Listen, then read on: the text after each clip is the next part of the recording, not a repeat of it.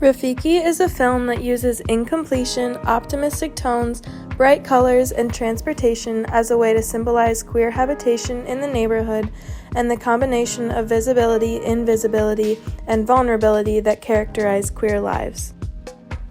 The creator of the movie's production company is called Afro Bubblegum, and her website states that she believes in a fierce, fun, and frivolous representation of Africa.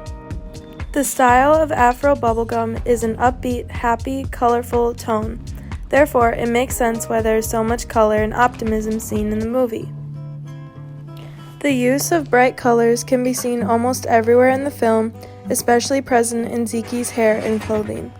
These bright colors give the movie an optimistic tone, and the film is purposely filmed to avoid pessimistic narratives about sexual minorities in African countries.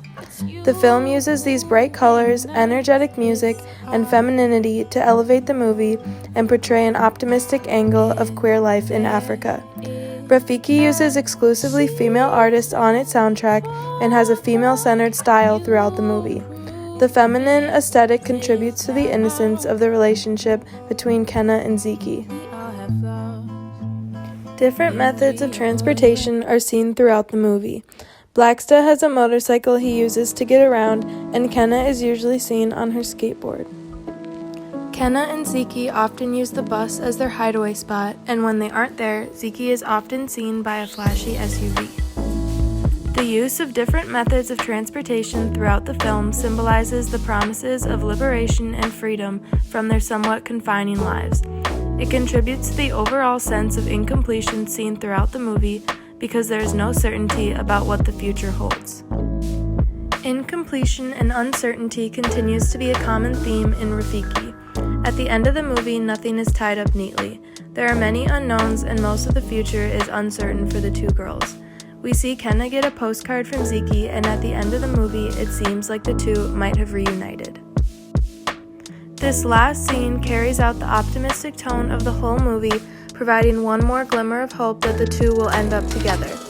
The incompletion of the film gives it a more realistic side because the future is always changing. Queer habitation in local spaces overwhelms the film, allowing for visibility of the queer community.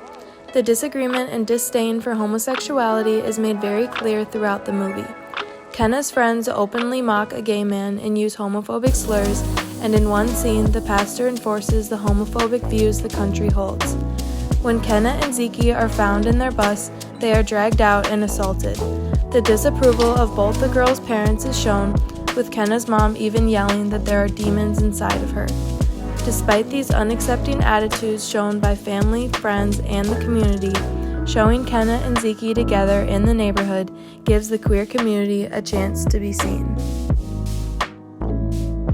The optimistic aesthetic of the film is refreshing as well as unexpected for a film about queer life in Africa, which is usually not portrayed with happiness or energy.